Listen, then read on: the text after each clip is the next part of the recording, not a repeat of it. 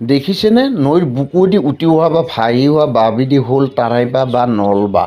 আৰু এই তাৰাইবাঁহ বা নলবাঁহবিধ আচলতে মেঘালয় পাহাৰতে সৃষ্টি হয়। আৰু ইয়াৰ বিশেষত্ব হ'ল ই থোপ আকাৰে সৃষ্টি নহয়, অত তত সিঁচৰিত হৈহে সৃষ্টি হয়। গতিকে এই বাঁহবিধৰ বিষয়ে কিছু কথা জনাৰ বাবে আহকচোন।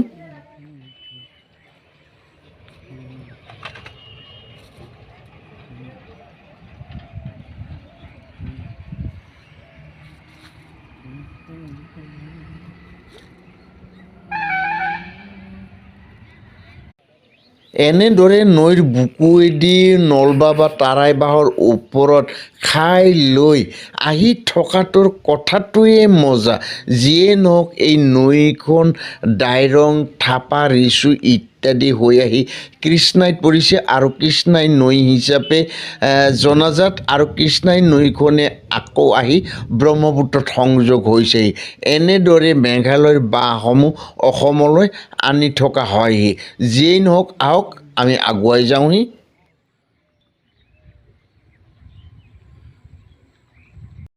নৈৰ বুকুৱেদি মেঘালয়ৰ পৰা অসমলৈকে বাঁহখিনি আহি পোৱালৈকে বিভিন্ন সমস্যাৰ সন্মুখীন হ'ব লগা হয়হি।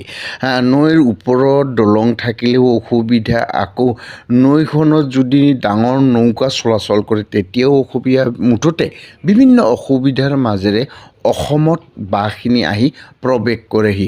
আৰু আমি এই বাঁহসমূহৰ পৰাই আমাৰ দৈনন্দিন জীৱনত ব্যৱহাৰ হোৱা ঢাৰি, চিলিং ইত্যাদি বনোৱা কামত আমি ব্যৱহাৰ কৰোঁ।